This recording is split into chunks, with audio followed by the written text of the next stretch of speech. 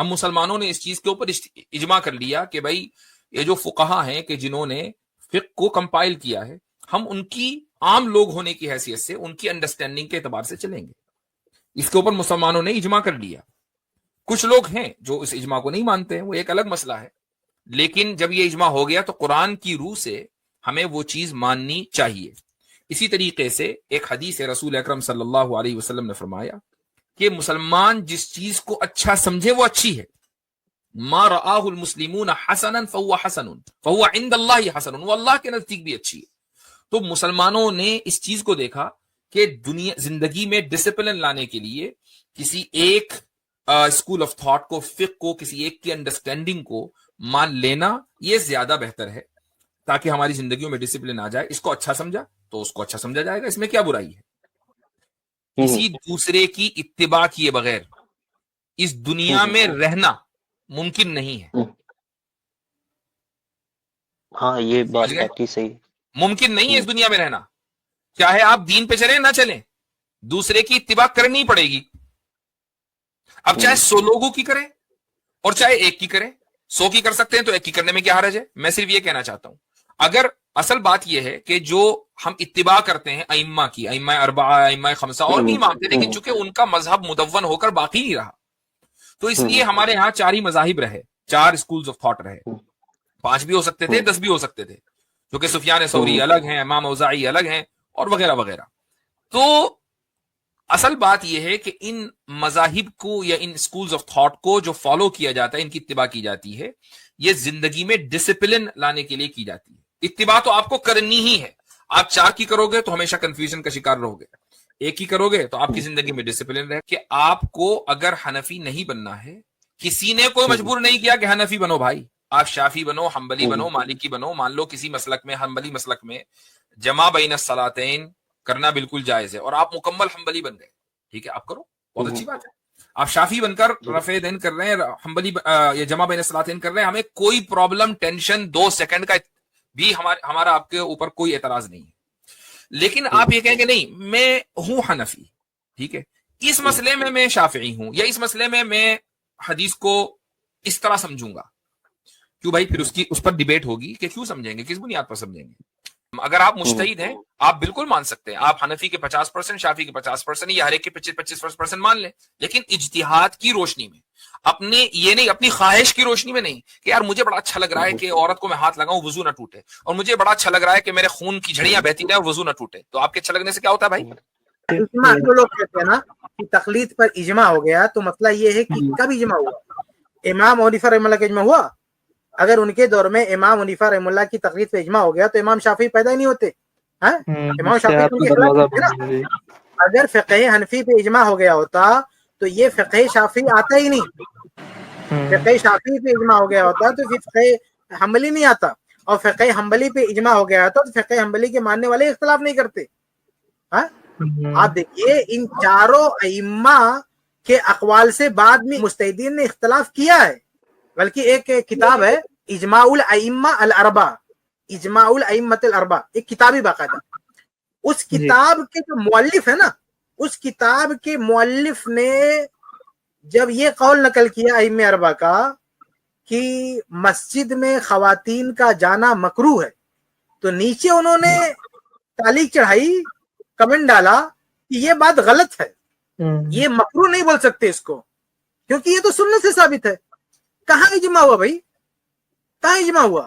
یعنی چاروں ائمہ کے متفق، یہ الگ الگ. دیکھیں فقہ حنفی کے اقوال تو بہت سارے چھوڑ دیے، شافعی کے چھوڑ دیے، احناف نے اور مالکیہ نے، پھر اسی طرح سے احناف، مالکیہ، شافعی کے چھوڑ دیے، حنابلہ نے، ارے پھر بعد میں چاروں کے چھوڑ دیے گئے بھائی. یہ جو میں نے مثال دیا اجماع الائمہ الاربعہ، اس کے مؤلف نے چھوڑ دیا، چاروں امام کا قول چھوڑ دیا. ایسے بہت سارے مسائل ہیں. 3 طلاق کا مسئلہ ہے، چاروں مذہب کا اتفاق ہے، لیکن چاروں مذہب سے پہلے اور بعد میں اس کے خلاف فتویٰ دیتے ہیں. کہاں تقلید ہوئی بھائی؟ کہاں تقلید پہ اتفاق ہوا؟ کہاں اجماع ہوا؟ میں نے اپنی کتاب، طلاق والی کتاب میری پڑھی ہے، اس میں میں نے 10 ایگزامپل دیا ہے کہ چاروں مذہب متفق ہے، دوسرے مجتہدین کچھ اور کہہ رہے ہیں. کہاں کیسے اجماع ہو گیا بھائی؟ کسی دوسرے کی اتباع کیے بغیر اس دنیا میں رہنا ممکن نہیں ہے. ہاں یہ بات کافی صحیح. ممکن نہیں ہے اس دنیا میں رہنا، چاہے آپ دین پہ چلیں نہ چلیں، दूसरे की इत्तिबा करनी पड़ेगी। अब चाहे 100 लोगों की करे और चाहे एक की करे, 100 की कर सकते हैं तो एक की करने में क्या हर्ज है। मैं सिर्फ ये कहना चाहता हूं, अगर असल बात यह है कि जो हम इत्तिबा करते हैं अइम्मा की, अइम्मा अरबा, अइम्मा खमसा और भी मानते, लेकिन चूंकि उनका मजहब मुदव्वन होकर बाकी नहीं रहा, तो इसलिए हमारे यहाँ 4 ही मजाहिब रहे, 4 स्कूल्स ऑफ थॉट रहे। 5 भी हो सकते थे, 10 भी हो सकते थे, क्योंकि सुफियान सौरी अलग हैं, इमाम औज़ाई अलग हैं और वगैरह वगैरह। तो असल बात यह है कि इन मजाहिब को या इन स्कूल्स ऑफ थॉट को जो फॉलो किया जाता है, इनकी इत्तिबा की जाती है, ये जिंदगी में डिसिप्लिन लाने के लिए की जाती है। इत्तिबा तो आपको करनी ही है।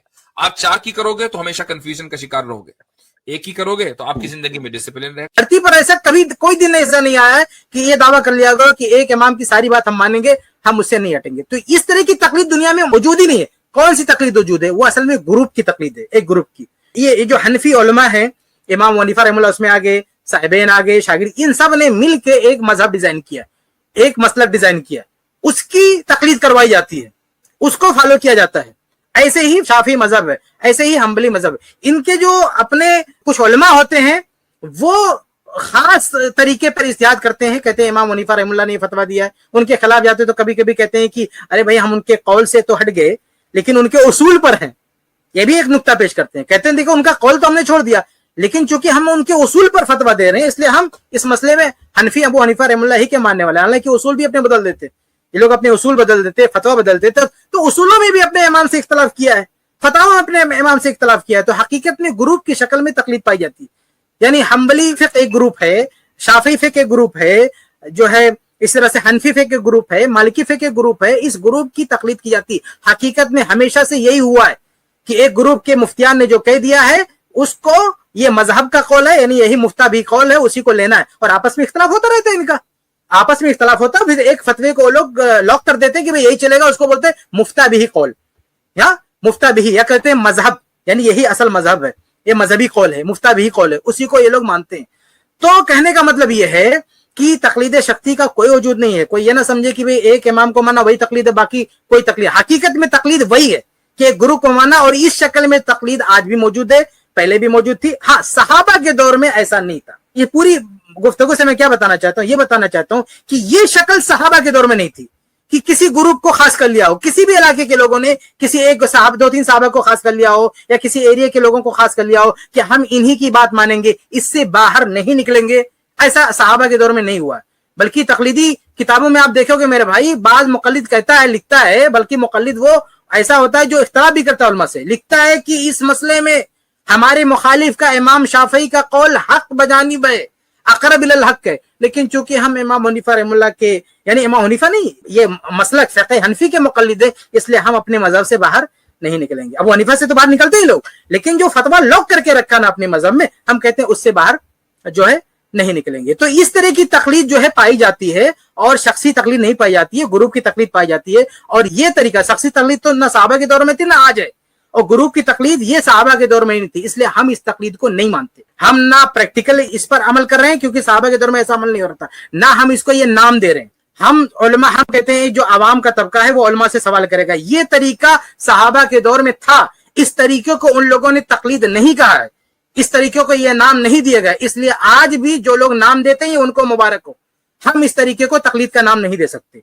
गर्चे बाद लोग कहते हैं कि लोगोई तौर पर इसको तकलीद, मैं जानता हूं अच्छी तरह से कि बाज अहले हदीस उलमा भी लोगोई माने में तकलीद बोलते थे कि चलो ये तकलीद है, लेकिन ये चीज बेहतर नहीं है। जब हम हर मामले में सलफ के मनहज के दावेदार हैं, तो इस मामले में तकलीद के मसले में हम सलफ से क्यों हट जाते हैं? अकीदे के मसले में हम सलफ का हवाला देते हैं, तो हर मामले में जब हम सलफ का हवाला देते हैं, तो तकलीद के मसले में चाहे प्रैक्टिकल मसला हो, अमलन हो या कौलन हो, किसी भी एतबार से सलफ की राय से हमको नहीं हटना चाहिए। तो ये जो आवाम है, ये जब अहले इल्म से सवाल करते हैं, पूछते हैं, तो कुछ लोग ये इल्जाम लगा देते, कहते कुछ लोग ये कहने बढ़ जाते कि देखो भाई ये भी तकलीद है। कैसे तकलीद है भाई? इन लोगों ने अपनी फिक़ही किताबों में, अपनी उसूली किताबों में लिख रखा है कि अगर कोई शख्स आलिम से रुजू करता है, उलमा से रुजू करता है, वो तकलीद नहीं है। बहुत सारी इन किताबों में बात लिखी हुई है। भाई इन लोगों ने एक तो इन लोगों ने ये लिख रखा है कि अकीदे का जो मसला है उसमें तकलीद नहीं है। जाहिर सी बात है, हम तो अहले हदीस से क्यों करवाते हो अकीदे में तकलीद? क्यों उम्मीद रखते हो तकलीद करेगा?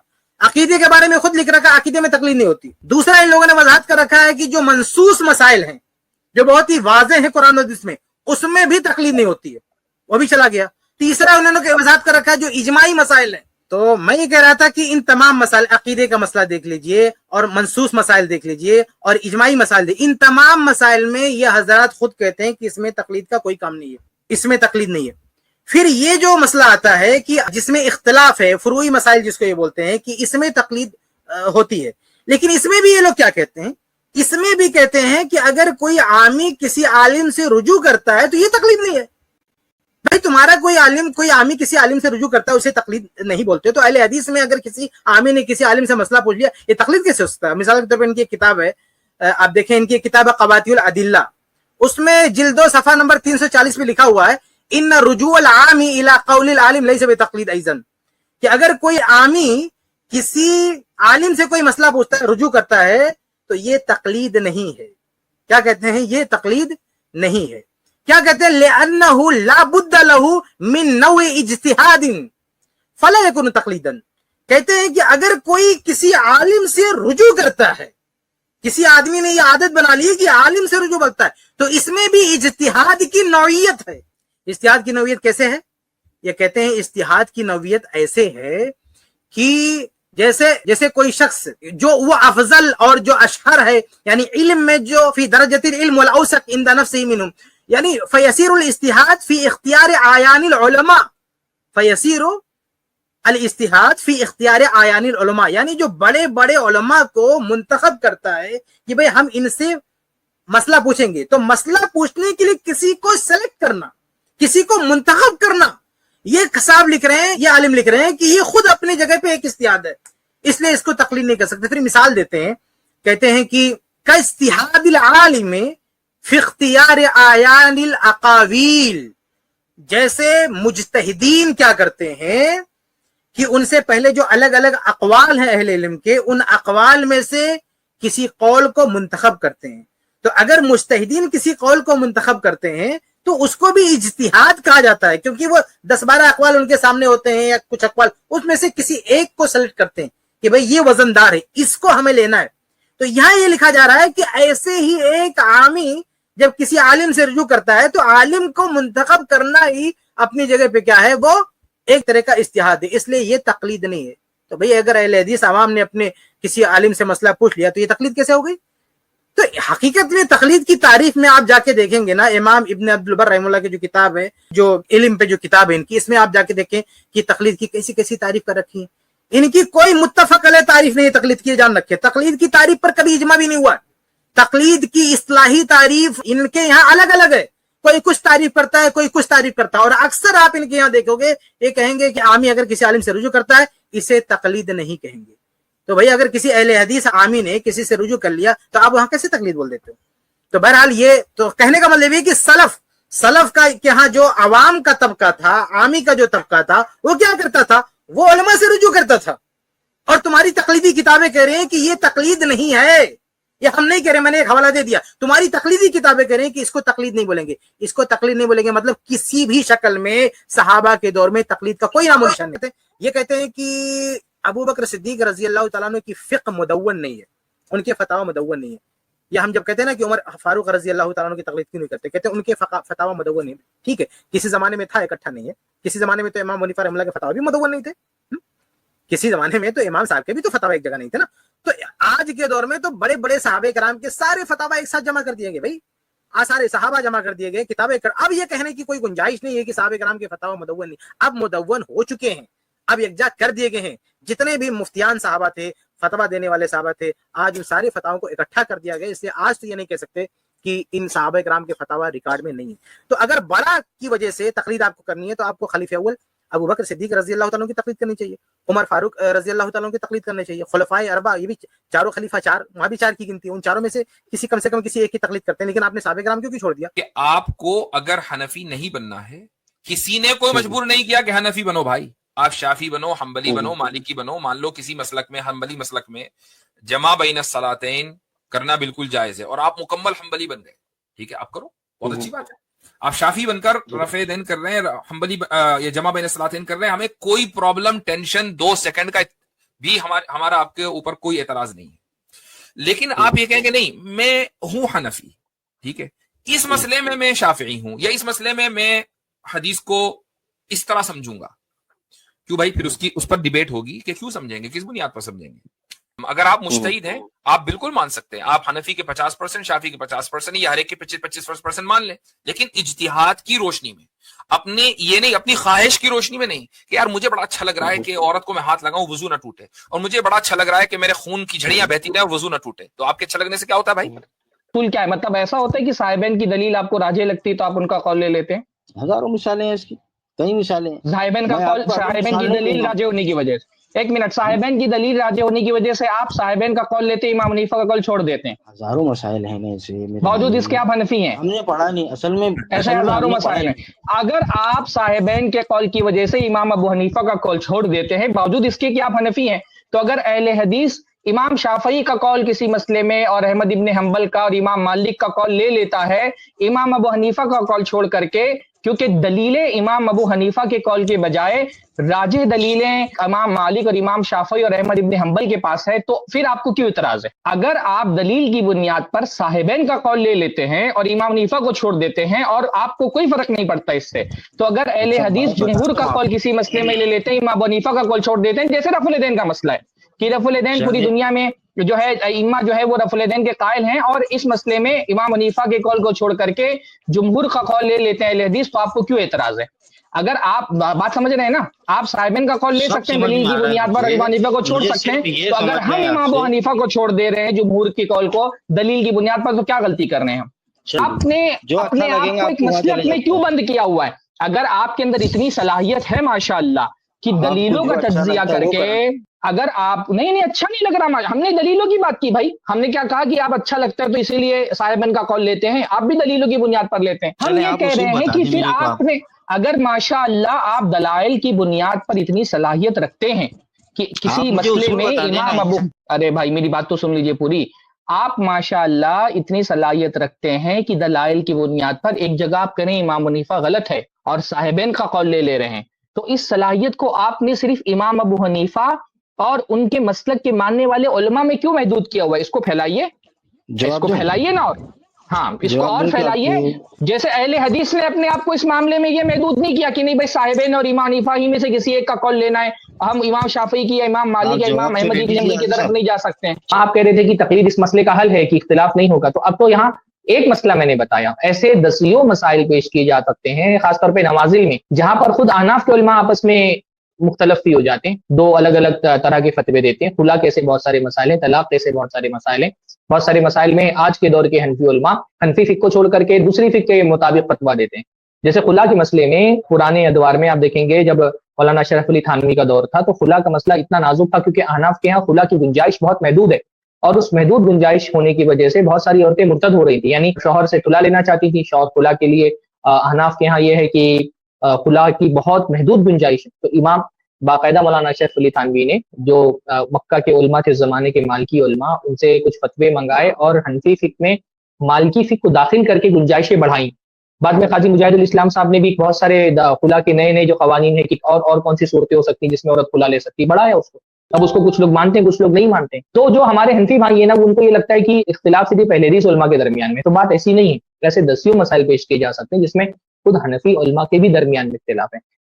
تو اگر آپ سمجھتے ہیں کہ تقلید اختلاف والے مسئلے کا حل ہے تو وہ تو حل نہیں ہو رہا. آج بھی وہ مسئلہ آج بھی آپ کے سامنے آئے گا کہ کوئی مسئلہ آئے گا اس میں آپ کو دو حنفی علماء کے دو الگ الگ فتوے مل جائیں گے, دو دیوبندی علماء کے الگ الگ فتوے مل جائیں گے, دو بریلوی علماء کے الگ الگ فتوے مل جائیں گے. تو یہ مسئلہ جو ہے نا وہ اس سے اختلاف والی بات جو ہے نا وہ تقلید کے مسئلے سے حل بھی نہیں ہو رہی. بارک اللہ فیکم.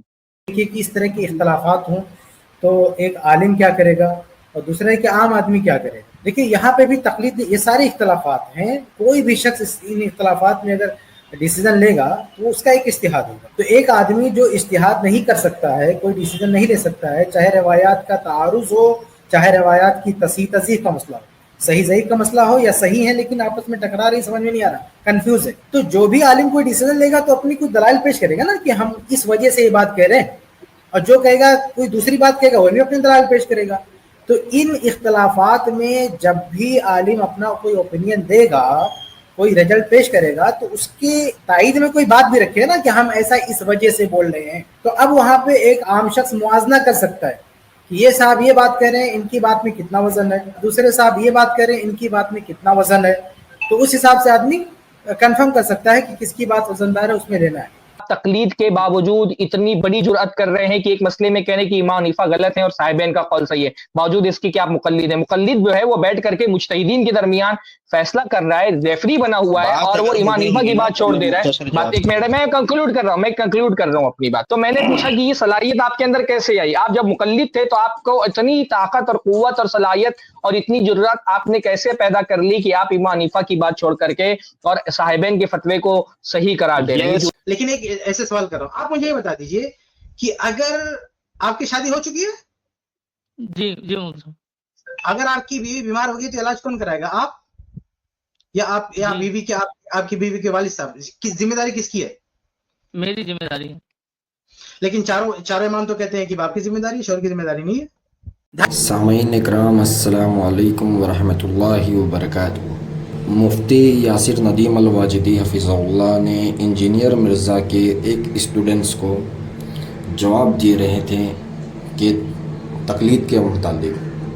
देखिए, इंजीनियर मिर्ज़ा को तो हर कोई गुमराह मानता है जो भी अहले सुन्नत वल जमात से ताल्लुक़ रखता है, लेकिन मुफ्ती यासिर नदीम अल-वाजिदी साहब का जो ये तबसरा था वो अहले हदीस की भी उसके ज़द में आते हैं, क्योंकि अहले हदीस का यही मनहज है कि इल्म अरबा की तकलीद जो है ये ज़रूरी नहीं है। तो मुफ्ती यासिर नदीम अल-वाजिदी साहब ने ये जो कहा है इस वीडियो में कि ये तकलीद ज़रूरी है, तो हमने यहाँ पर मुफ्ती यासिर नदीम अल-वाजिदी की कोई तनकीद या तनकीस के तौर पे नहीं ये वीडियो बनाया, बल्कि उन्होंने जो शुबहात रखे हैं अवाम के अंदर, और वीडियो भी वो काफ़ी वायरल है, तो हमने बस यही किया है जो अवाम में एक चीज़ फैल गई उसका एक मुदल्लल तौर पर जवाब तैयार किया जाए। हमने यहाँ वहाँ से वीडियो लेके उनके एक वीडियो को पूरा जॉइन करके जवाब तैयार किया जो मुदल्लल हो और यकीनी बख्श जवाब हो, जो मुफ्ती यासिर नदीम अल-वाजिदी हफिज़हुल्लाह ने